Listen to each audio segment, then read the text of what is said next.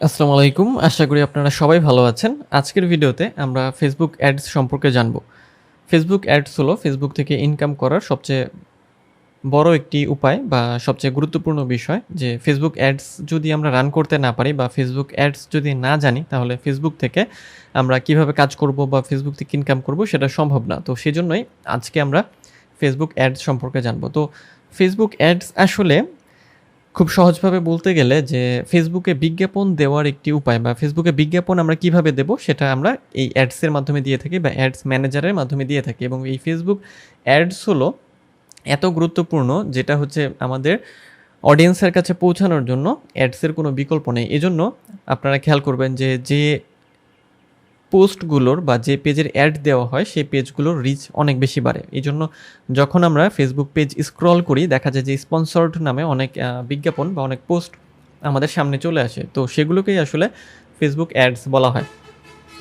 তো Facebook ads আসলে গুরুত্বপূর্ণ এই জন্য যে ফেসবুকে 209 বিলিয়নের উপরে হচ্ছে মান্থলি ইউজার আছে বা 2.9 বিলিয়ন মান্থলি ইউজার ফেসবুক ব্যবহার করে থাকে।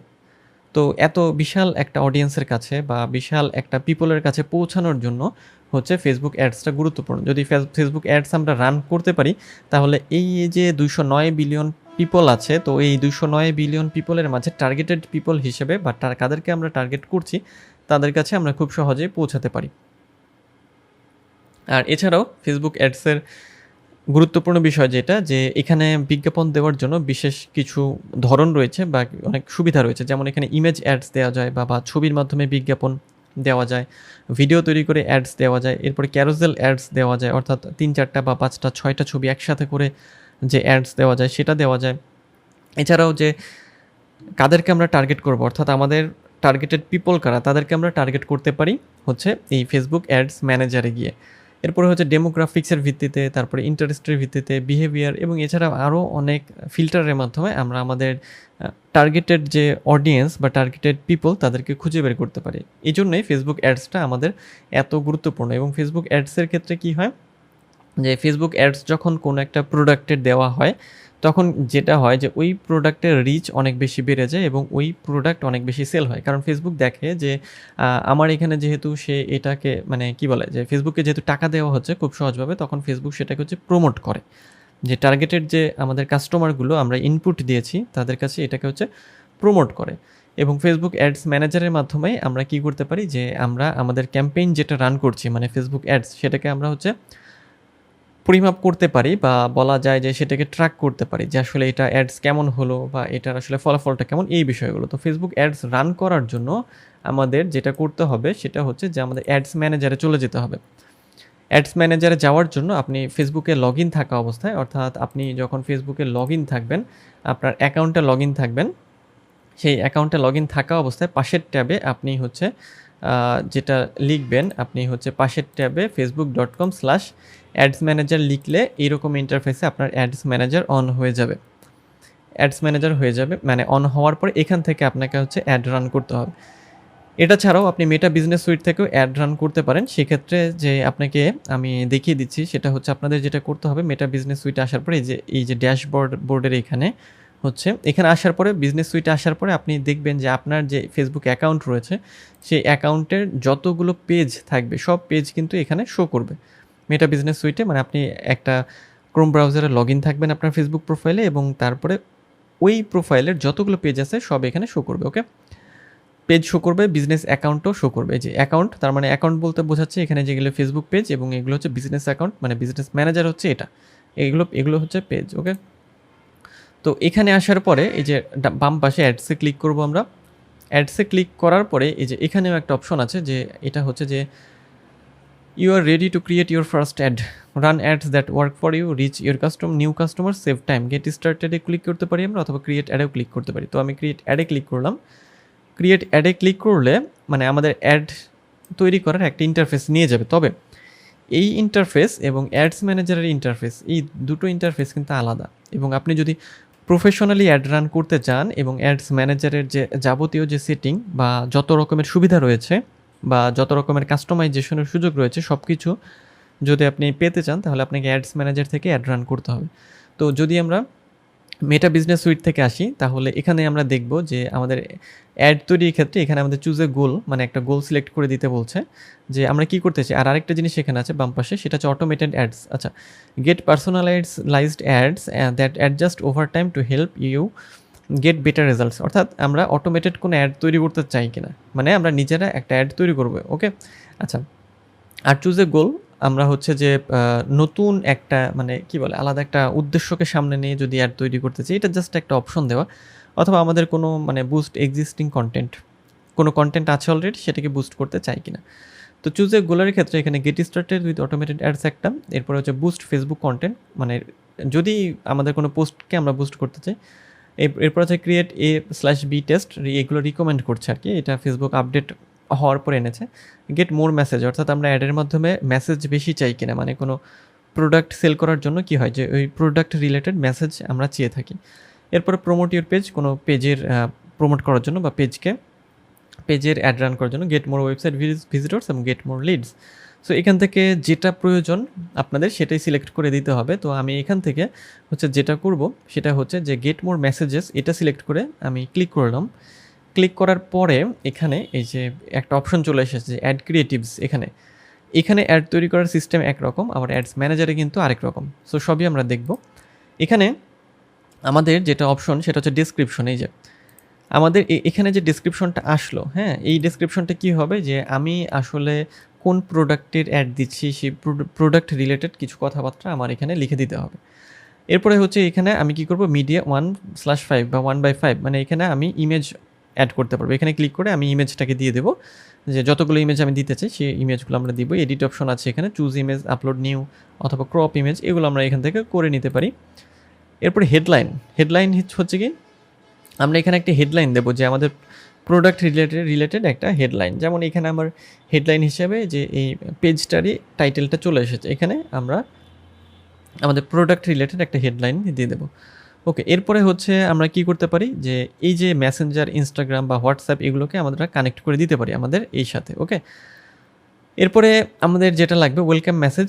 এখান থেকে এই যে ওয়েলকাম মেসেজ আমরা এডিট করে দিতে পারি, যে যখন আমাদেরকে কেউ নক করবে তখন ওয়েলকাম মেসেজ আমরা কোনটি দেব বা আমরা কি ওয়েলকাম মেসেজ দেব।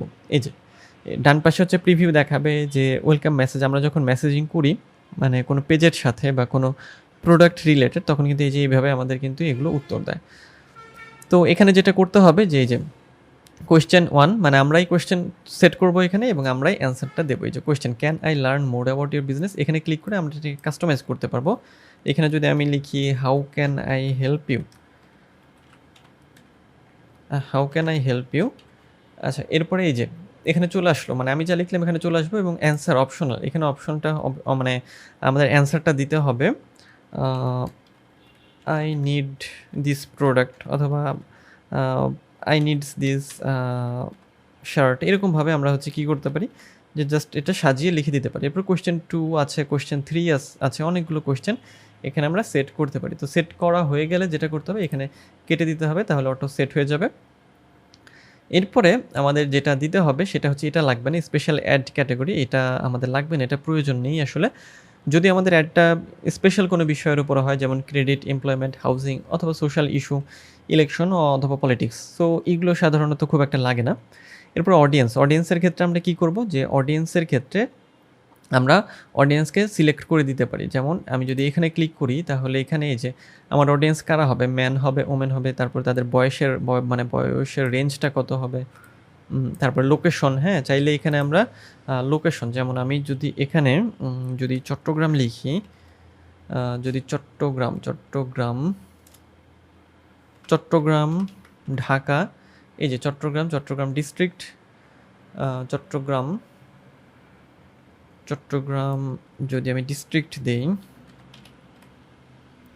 এই যে সাপোজ যদি এটা দেই, তাহলে কি হবে যে অ্যাডটা ওই জায়গাতে হচ্ছে বা ওই এলাকায় যে ফেসবুক ইউজাররা রয়েছে বা ওই চট্টগ্রাম ডিস্ট্রিক্টের বা চট্টগ্রাম জেলার যে অডিয়েন্সরা ফেসবুক ব্যবহার করে তাদেরকে হচ্ছে এই অ্যাডটাকে দেখানো হবে। তো এভাবে আমরা বিভিন্ন ধরনের লোকেশন এখানে সিলেক্ট করে দিতে পারি। ওকে, এরপরে এখানে ইন্টারেস্ট আছে, এই ইন্টারেস্টটা আমরা চাইলে এটা রাখতে পারি যে সাকিব আল হাসান, তারপর বাংলাদেশ। তো এই ইন্টারেস্টের ভিত্তিতে ফেসবুক কি করে, যে ফেসবুকের অ্যালগোরিদম সিস্টেম যেটা ট্র্যাক করে সেটা হচ্ছে যে কোন প্রোফাইল মানে কোন ইউজার কোন বিষয়ে লাইক দেয়, কমেন্ট দেয় এবং ফলো করে বা শেয়ার করে, তারপরে সেই অ্যাকাউন্টের ইন্টারেস্ট তারা বোঝে এবং তার সামনে ওই রিলেটেড অ্যাডগুলোকে তারা নিয়ে যায়। ওকে, সো এইভাবে আমরা অডিয়েন্সটাকে জাস্ট সিলেক্ট করে দেব। সিলেক্ট করে দেওয়ার পরে আমাদের যেটা করতে হবে যে এখানে আরও অপশন আছে, যদি আপনি চান যে ডিটেল টার্গেটিং, সার্চ ইন্টারেস্টের ভিত্তিতে আপনি যদি টার্গেটিং করতে চান, এই যে এখানে আবার বিভিন্ন বিষয় আছে, যেমন ডেমোগ্রাফিক্সের ভিত্তিতে আছে, ইন্টারেস্ট আছে, বিহেভিয়ার্সের ভিত্তিতে আছে। সো ডেমোগ্রাফিক্সে আমরা যাওয়ার পরে এডুকেশন ড্রপডাউনে ক্লিক করলে আবার এডুকেশন লেভেল মানে university, field of study, undergrad years, life ইভেন্টসের ক্ষেত্রে হচ্ছে যে অ্যানিভার্সারি, অ্যাওয়ে ফ্রম ফ্যামিলি, অর্থাৎ অনেক অপশন। এখান থেকে এত অপশন যেটা প্রয়োজন জাস্ট এখান থেকে দেখে নেবেন এবং দেখে নিয়ে টিক দিয়ে দিবেন, তাহলেই হয়ে যাবে। সো আমরা ব্যাক করি। এরপরে আরও যদি ব্রাউজে যাই, এখানে আছে ইন্টারেস্টের ভিত্তিতে যে business and industry, hobby and activities, অনেক কিছু, family and relationship, sports and outdoor, অনেক কিছু। সো এখান থেকে আবার যে বিহেভিয়ার মানে কে কোন জিনিসটা বা কোন মানে হচ্ছে যে ডিভাইস ব্যবহার করে তার উপর ভিত্তি করে টার্গেটিং করা যাবে। ওকে, সো আমরা এটাতে যাচ্ছি না, আমরা জাস্ট মানে সহজভাবে এটাকে টার্গেটিং করলাম। অডিয়েন্স এডিটিং ডায়ালগ, হ্যাঁ আমরা কি এটাকে কী করব, আমরা কি এটাকে are you sure to close the audience dialogue, হ্যাঁ ক্লোজ, যেহেতু আমরা এটা সেভ দিয়ে দিয়েছি এটা আমরা ক্লোজ করে দিলাম।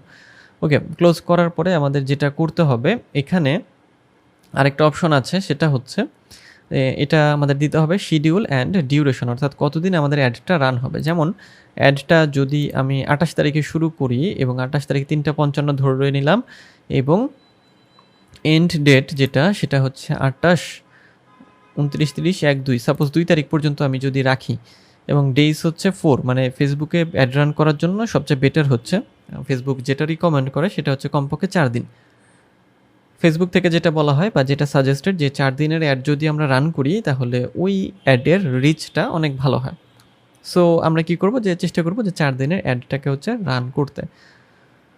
ওকে, সো এখান থেকে আমাদের বাজেটের একটা অপশন আছে, বাজেটের অপশনটা এই যে কারেন্সি বিডিটিতে আছে, ঠিক আছে। কারেন্সি আমরা যদি এখানে ক্লিক করি, এখানে ক্লিক করার পরে আমাদের একটু সময় নেবে, তারপরে এই যে কারেন্সি বাংলাদেশি টাকা অথবা ইউএসডি ডলার যেটাই হোক আমরা এখানে দিতে পারি। তো যেহেতু আমরা এটা হচ্ছে কার্ড দিয়ে করব, মানে হচ্ছে যে যেহেতু আমাদের যে ডুয়াল কারেন্সি কার্ড, সো এটা হচ্ছে যে ইউএস ডলার রাখতে হবে।